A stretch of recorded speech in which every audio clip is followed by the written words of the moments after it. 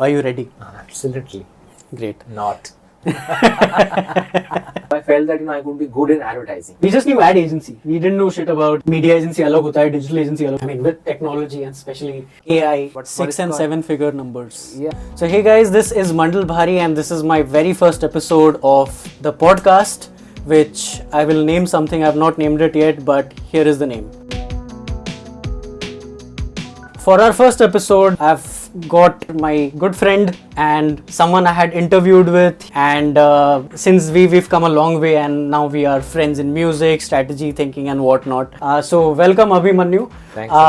Our viewers might be knowing you. For the new audiences, why don't you just introduce yourself? I don't think anyone knows me, but I'm Abhimanyu, as you said. I'm currently co-founder of this startup called Guruqore, which is a community-based platform for marketeers and their professional development.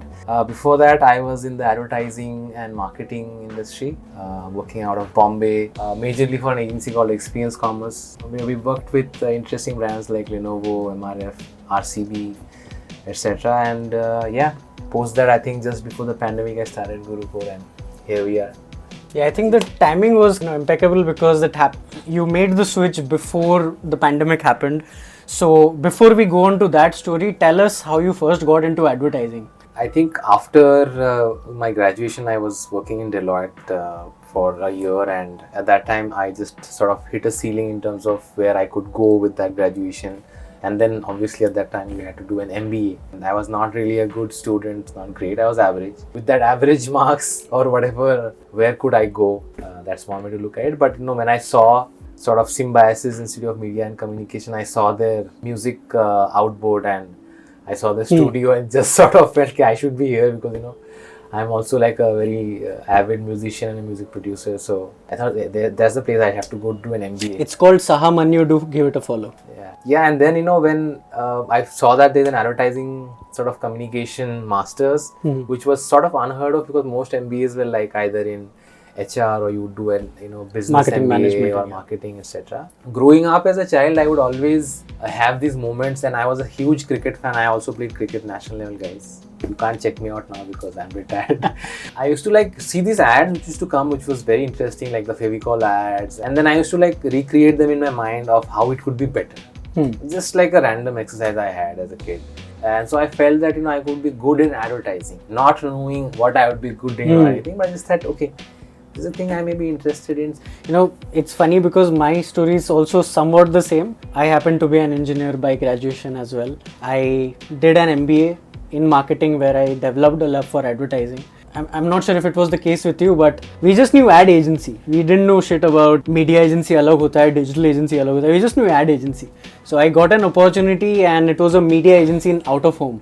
So I said, ad agency chalo, jaake join kar lenge. And then after joining, doing work, you figured out that, okay, not this, not that.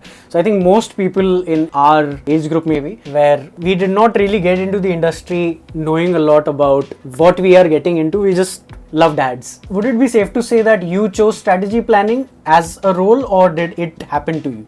Like your case, you wanted to be in marketing and then you figured advertising was a realm. Because we did a very specialized course, we were already introduced to these verticals that we had. And inside advertising, we had a proper module called account planning. There were modules like consumer behavior. So when these modules sort of came in front of me and I was like, I may be recreating ads in my head, but maybe not something that I would want to do in reality. Yeah.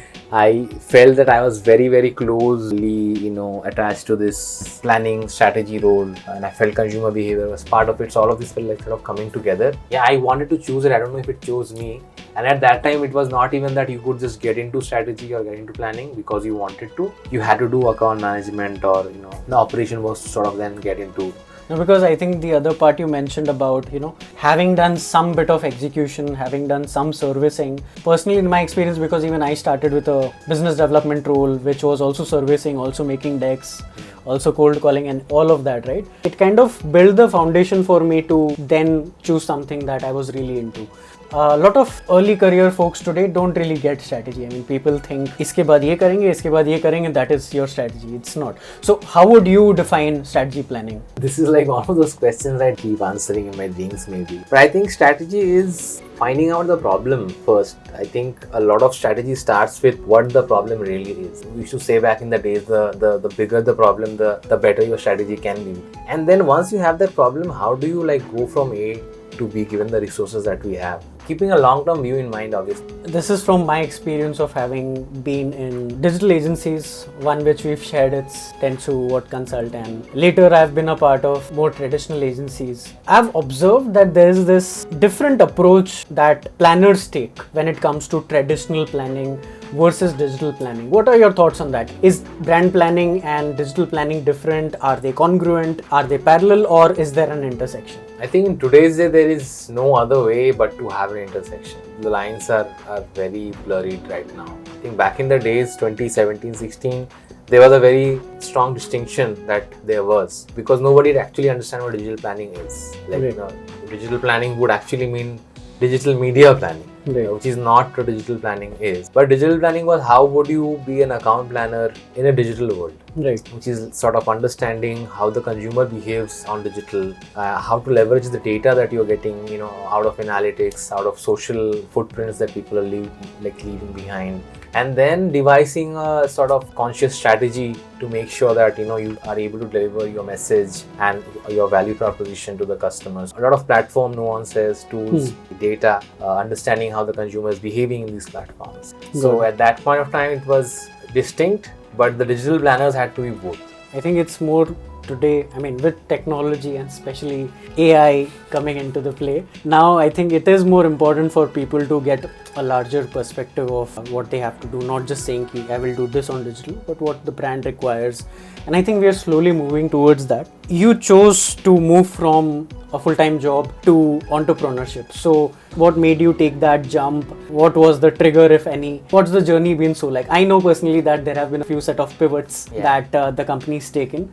So tell us about it. I actually never wanted to be an entrepreneur. It may just come as a shock to people. But I was sure that I didn't want to do like a 9 to 5. I wanted to do like a proper employee job after 2019. I thought I could do things which were maybe had a larger impact on society and stuff like that. But I was more trying to be a solopreneur instead of being an entrepreneur.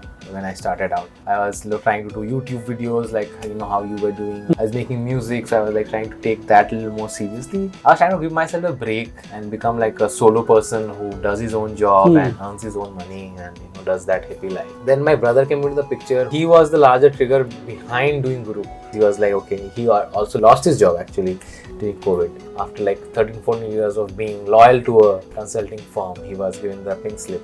Both of us were free. Then we were like, okay, we can do something to start up. And from there on, as you said, we have started being like an app or like a product for freelancers, then moving into service and matchmaking, and then now finally into an academy, which is sort of being vertical.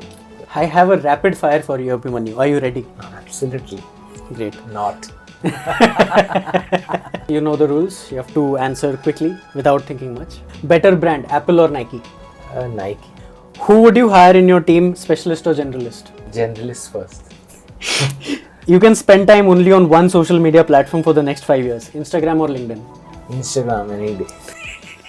I'm going to ask you why in a while. What would you rather present on, Google Slides or Keynote? Google Slides.